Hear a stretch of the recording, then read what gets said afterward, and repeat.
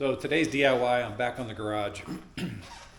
So I spent last week replacing the seals on my garage door, the bottom weather seal. So these are all brand new, and I got it, right up to the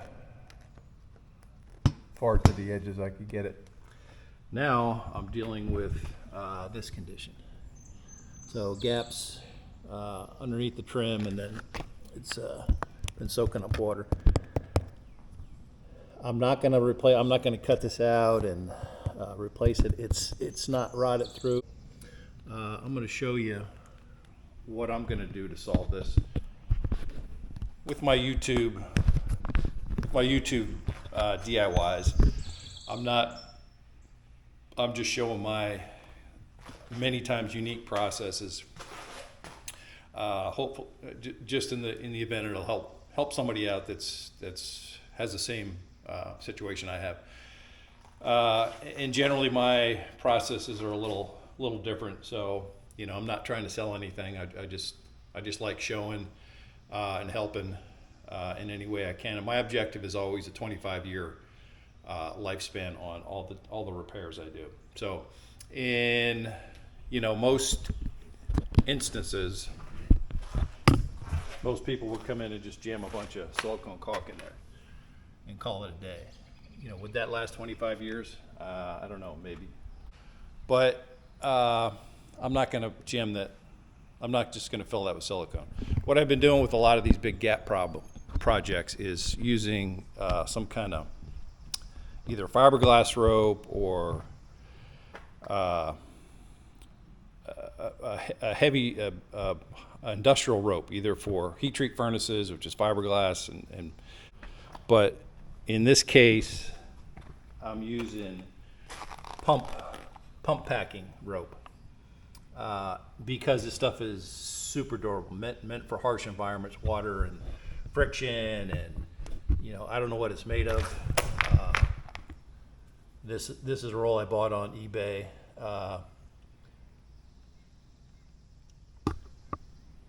You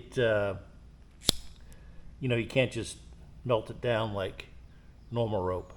Doesn't burn, doesn't melt, holds up to friction. Again, it's probably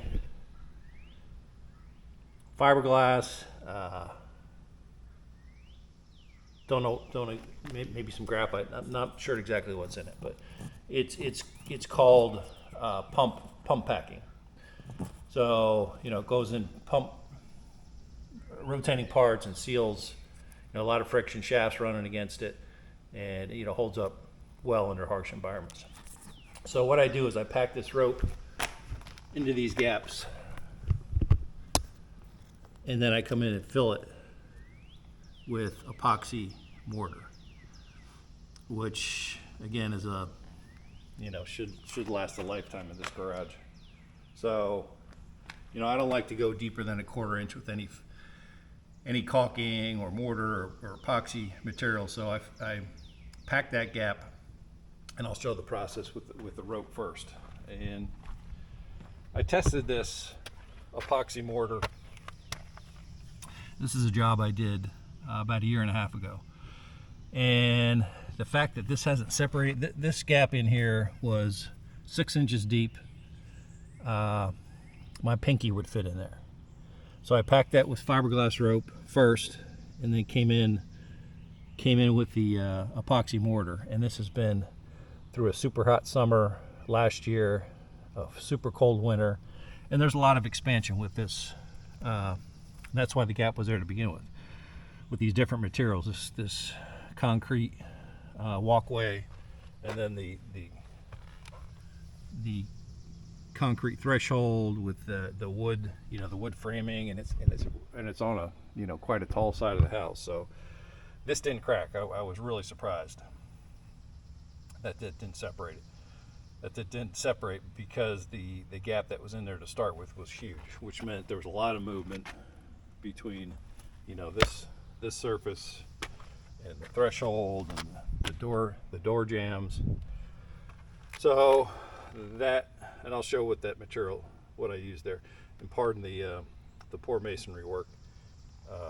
I just used a disposable putty knife for that. Didn't even use a trowel on it. So, yeah, I just want to show what I'm going to do with this, and it's going to be sound for, my, again, 25-year plan. So I'm going to show my process. I don't think there's too many people using this process, but thought I'd share it. Hopefully somebody finds it helpful. Okay, so I just take a putty knife and get all this old debris out of here.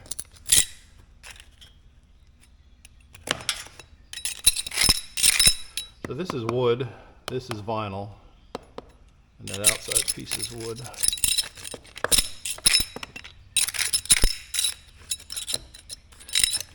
And I could feel what I think is a vapor barrier behind there.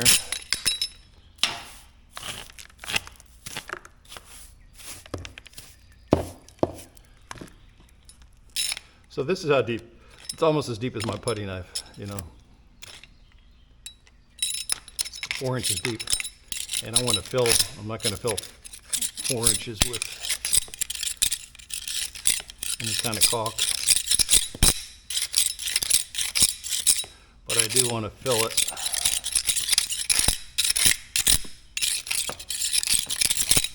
with something, which is my rope. And they make this, they call it rope for filling, gaps in concrete. It's just a plastic, like a foam rope, you can tear with your fingers. That to me will break down in a couple years.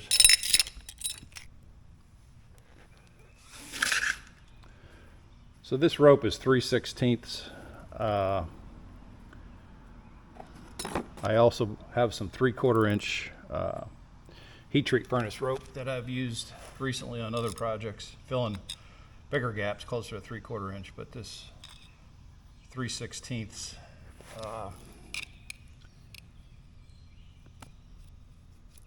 is good for this job. Basically I just pack it in there back as far as it'll go.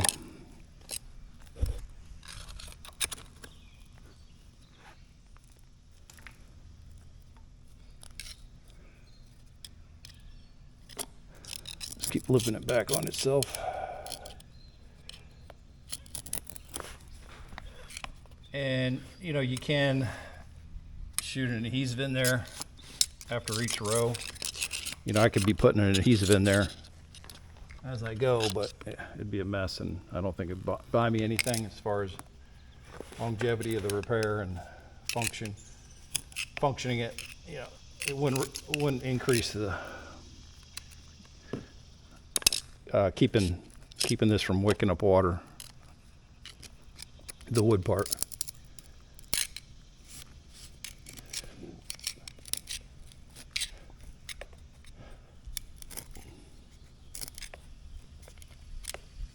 So I'm already to the end of that shallow part.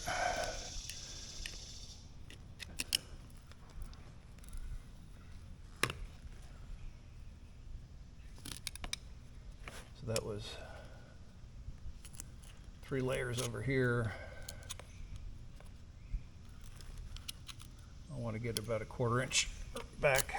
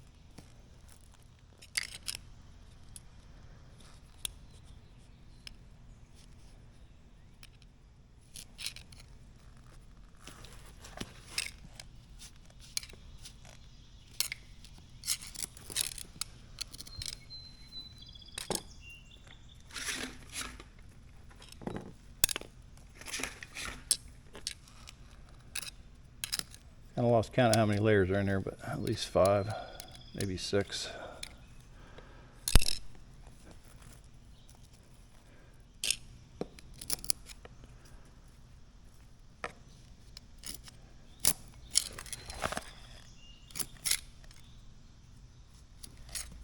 Anywhere it's still grabbing in there, I just keep shoving it in.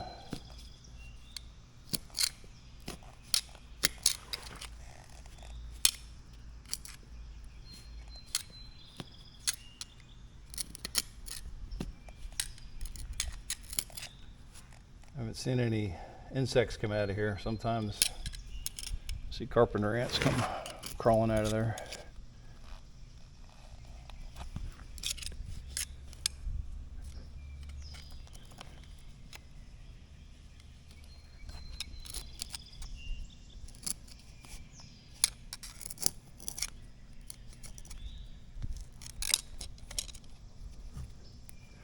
All right, I think that's good.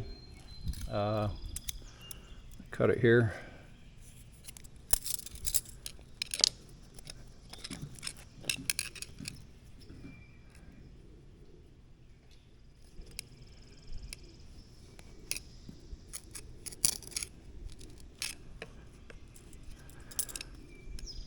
All right, that's good.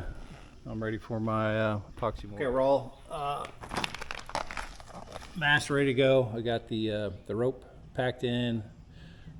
I'm generous with my masking because this epoxy material mortar, if you get it on anything, it's not coming off. It's, you know, you can't acid wash it like you can concrete. I peeled the paint off this. This is pressure treated wood under here. I'm going to come up higher with the mortar just to seal this up. It's paintable, so I'm going to go a little bit higher where I want to seal that wood good. But yeah, I'm doing 2 garage doors, so I've got 4 spots ready to go. They're all packed with rope and maskings. Done, almost done. And now I'm ready to mix up my mortar. This epoxy mortar has proven to be a really good material to keep around the house. I bought this batch 128 ounces. So you got 128 ounces of the mortar and the hardener, the 2-part masonry. So it's PC masonry epoxy. You get a part A and a part B. So I store this inside. Like I said, I bought this a year and a half ago. I put it in a box because you don't want to get it on anything. And I store it in a closet in a temperature controlled inside the house. So, where's my bowls here?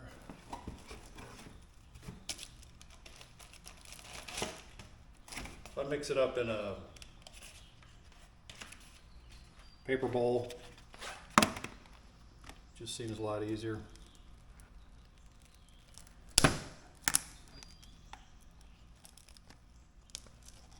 And it is messy. So again, whatever this gets on, it's epoxy, it doesn't rinse off with water.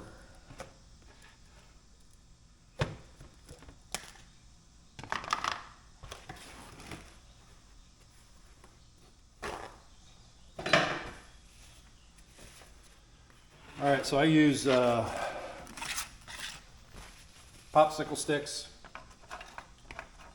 because they're going to get ruined. So you need two for each material. So this is the part, doesn't matter which way you go. This is, I'm going to use the black as the part B. You know, it's pasty. It's the B, this is the A.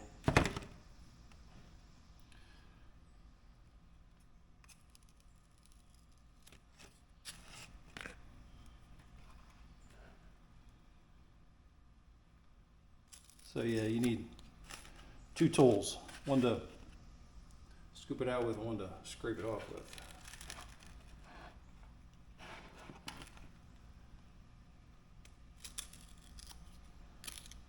So that's about as much as I ever mix.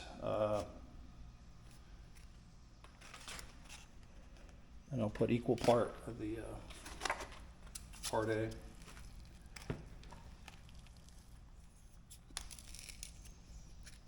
Just eyeballing, I'm not weighing it or anything.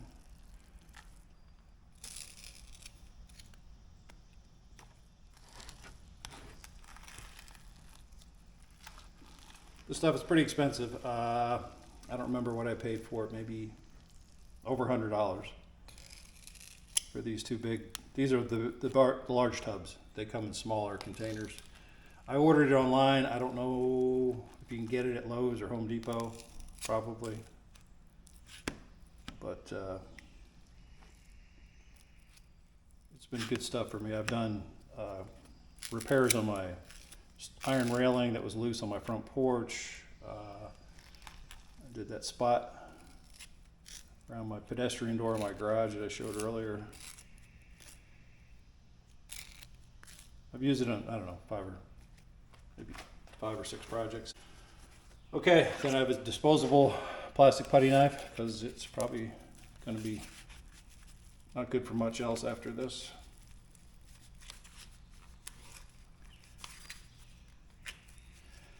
And then just mix it up until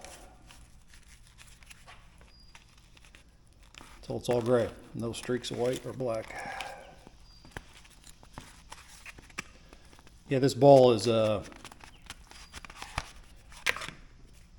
tried it on a pallet, a flat pallet, and it just smears. It's just you end up with a lot of waste because it smears so much, such a big area. This you can kind of contain it.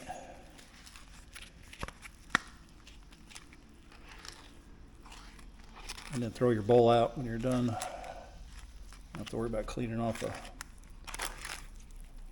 good mixing pallet if that's what you're using.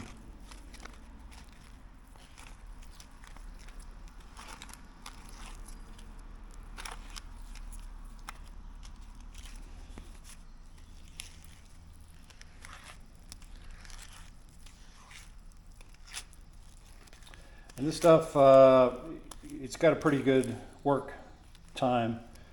Some of these fiberglass, like stuff I used to use for surfboards, and I mean, you had like less than 10 minutes to work with it. This you got, I mean, it's a good 15, 20 minutes before, maybe even a half an hour before it starts getting too thick where you can't even work with it. But it does set up, you know, within a couple hours it's set up. I don't know how long it takes to cure totally, but I think in a couple hours it's good to be, you know, if it rained it wouldn't be a problem. All right, so I'm going to put this in with a trawl as if I was doing, as if I was a mason, which I'm not. And if you want to save your tools, you got to wipe this stuff off right away. I just wipe it off with a paper towel. Just want to reuse this to mix some more.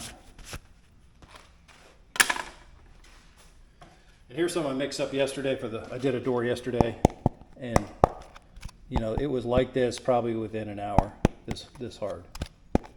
Now this is 24 hours, but it's not like it's hours to set up instead of, you know, a day.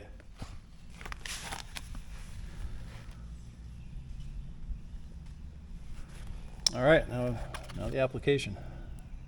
Like I said, I'm not a carpenter, not a mason.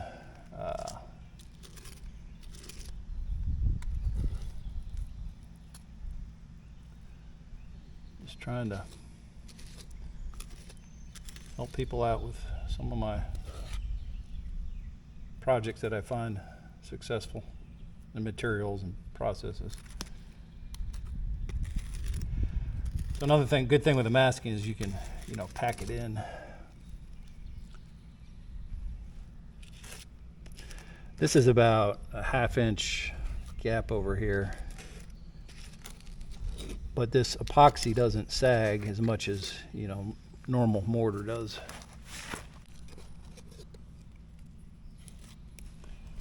And And the key is just getting the seal. And that rope backing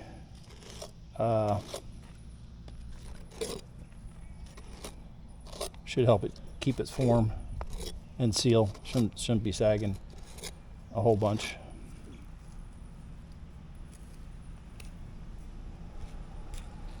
And right here, I'm just going to run it up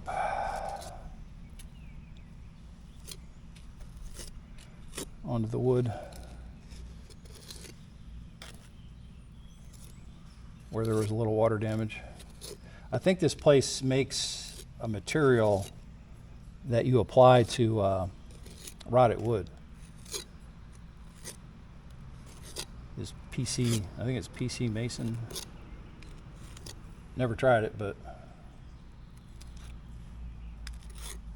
I guess if you ever wanted to not replace rotted wood, you can try that stuff out.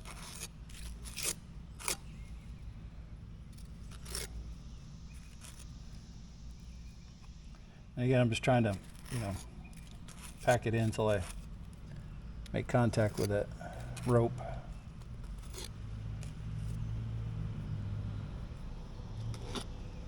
Getting a little sag in that right here.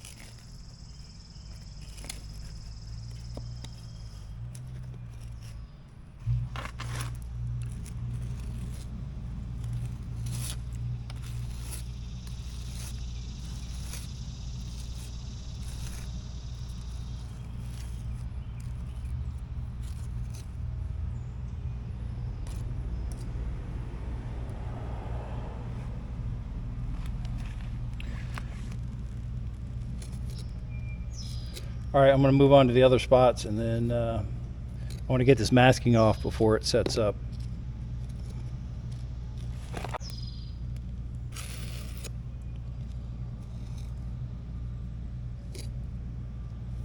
All right, moving on to the other spots. All right, that batch was just enough to do all 4 spots. I like to get the masking off before it sets up. I could have probably waited a little longer.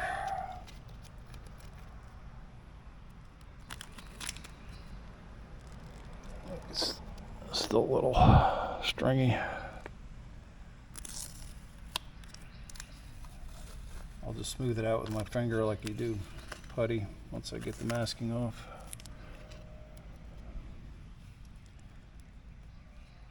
Be careful not to try to do too much. This is not sandable, so this is a finished product. It is paintable.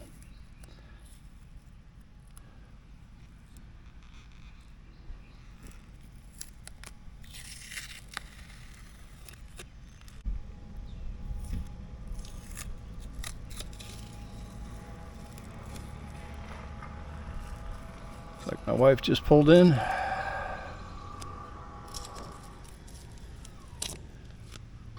In her new electric vehicle, Subaru Trail Seeker.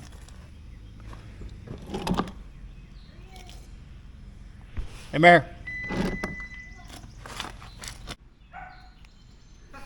Now I'm just going to clean it up with my fingers.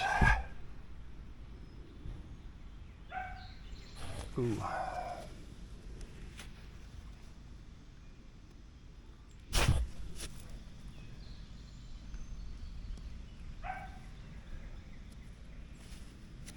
And again, it's paintable, so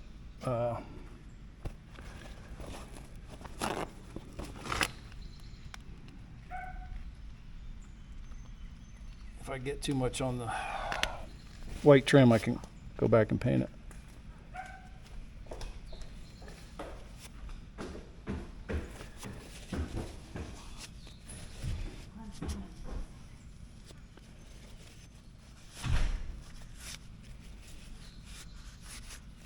And it will wipe off while it's wet.